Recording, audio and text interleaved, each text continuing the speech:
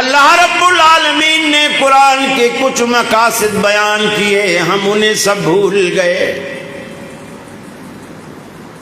یہ ہو گیا تو یہ پڑھ لو، وہ ہو گیا تو وہ پڑھ لو۔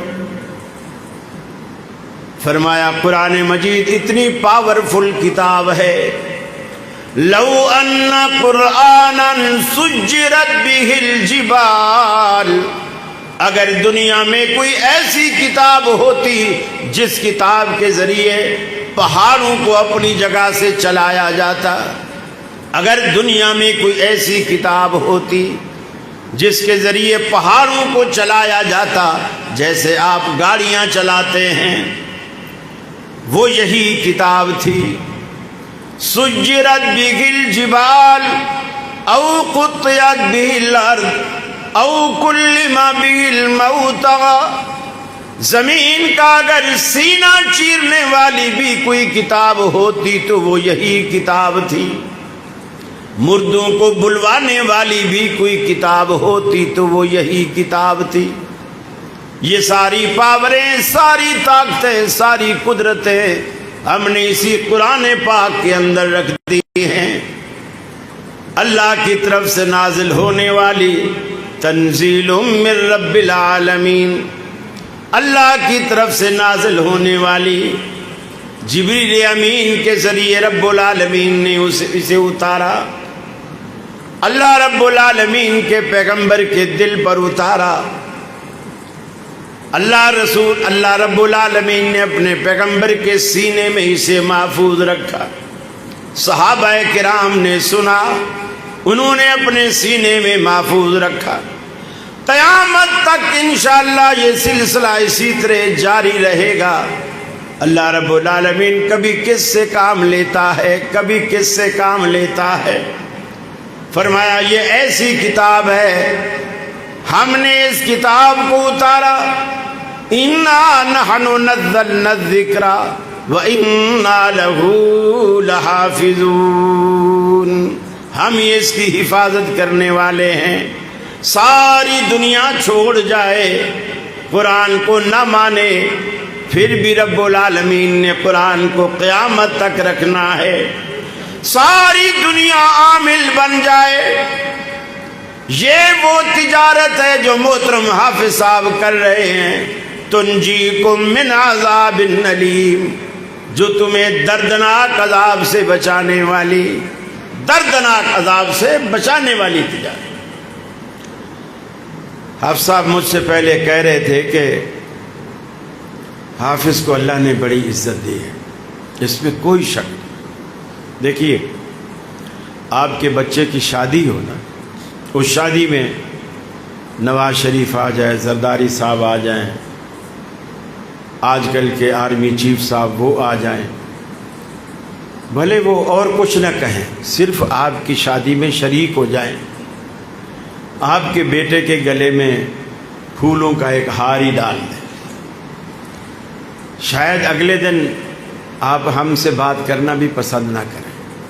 ظاہر بات ہے آپ کا اسٹیٹس اب اونچا ہو گیا ہے، فلاں فلاں فلاں آپ کی شادی میں آئے ہیں اور آپ کے بیٹے کے گلے میں پھولوں کا ہار ڈالا ہے۔ اس عزت اور وقار کو بھی اپنے ذہن میں، دماغ میں، تصور میں رکھیں، اور اس وقار کو بھی تصور میں رکھیں کہ اللہ کے حبیب فرماتے ہیں قیامت والے دن اللہ تعالی حافظ کے والد کو جس نے اپنے بیٹے کو اس رستے پر لگایا ہے، پوری دنیا کے سامنے، شادی میں تو کوئی زیادہ 500 بندہ، 1000 بندہ، 2000 بندہ، کوئی بڑا ہی ولیمہ تھا تو 5000 بندہ، اس سے زیادہ تو پبلک نہیں ہوتی۔ لیکن قیامت والے دن جو پبلک ہوگی، بیچ میں کوئی دیوار، کوئی مکان، کوئی درخت، کوئی پہاڑ، کوئی چیز حائل نہیں، تا حد نگاہ پبلک ہی پبلک، آدم علیہ السلام سے لے کر اب تک، اور اب سے قیامت تک جتنی دنیا آنی ہے وہ ساری دنیا موجود ہوگی۔ اور یہ زمین ایک چٹیل میدان کی طرح ہوگی، سبھی ایک دوسرے کو دیکھتے ہوں گے، کوئی بیچ میں رکاوٹ نہیں ہے۔ اس مجمع میں اللہ تعالی حافظ کے والد کو بلائے گا، آپ تو نواز شریف کے پھولوں کا ایک ہار بچے کے گلے میں ڈالنے پر اتنے اترا رہے ہیں۔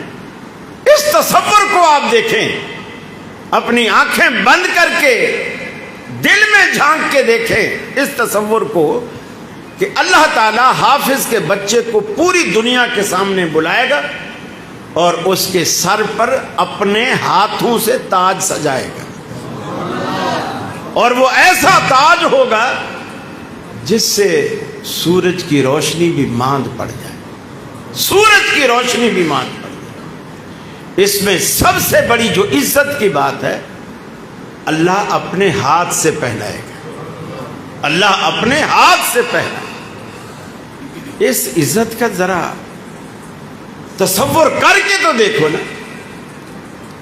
ایسے بچوں کے باپ بن کے دیکھو۔ ہم جب مر جائیں گے نا، ہمارے پیچھے کوئی تو ہوگا جو رو رو کر اللہ کے آگے ہاتھ اٹھائے گا، کہے گا رب ارحمہما کما ربیانی صغیرا۔ اللہ، ہمارے ماں باپ ہمارے بچپن میں جتنی مہربانی، شفقت، محبت، ہمیں کھانا نہیں آتا تھا، کھانا سکھایا، چلنا نہیں آتا تھا، انگلی پکڑ کے چلنا سکھایا، آج وہ تیرے پاس ہے اور وہ تیری رحمت کے محتاج ہے۔ اے اللہ، جس طرح انہوں نے دنیا میں مجھ پر مہربانی اور شفقت کی، اس سے بڑھ کر تو مہربانی اور شفقت ان کے ساتھ فرما۔ لیکن آپ اس راستے پر بچوں کو لائیں گے، مسجد کا راستہ دکھائیں گے تو ایسا ہوگا، اور اگر آپ ایسا نہیں کریں گے تو ایسا نہیں ہوگا۔ قرآن مجید اتنی عظیم کتاب ہے، یقین مانو یہ سطحی مقاصد ہے جو ہم لوگوں نے سمجھے ہوئے ہیں نا، یہ سطحی مقاصد ہے۔ وہ سطحی مقاصد ہم نے کیا، گھٹنے میں درد ہو تو یہ پڑھ لو، یہ ہو تو یہ پڑھ لو، یہ ہو تو یہ پڑھ لو، اس کا پانی پی لو، اس کا پانی پی لو۔ قرآن ان مقاصد کے لیے نہیں آئے، قرآن دلوں کا زنگ اتارنے کے لیے آئے۔ ایک مثال بتا دیجئے، ایک مثال جو کوئی صحابی اللہ کے رسول کے پاس بوتل لے کر آیا، ایک صحابی، یا کسی صحابی کے بازو پر گلے میں کچھ بندھا ہوا، اللہ کے رسول تو یہ چیزیں دیکھتے تو کاٹ دیتے تھے، کاٹ دیتے تھے کہ تو نے کیا باندھ رکھا ہے۔ آج ہمارے توکل کالے دھاگے، من کے سیپیاں، کوٹ۔ قرآن مجید کا یہ مقصد نہیں ہے، چاہے وہ دھاگا پڑا ہوا ہو یا بغیر پڑا ہو، آپ اللہ کی ذات پہ توکل کریں۔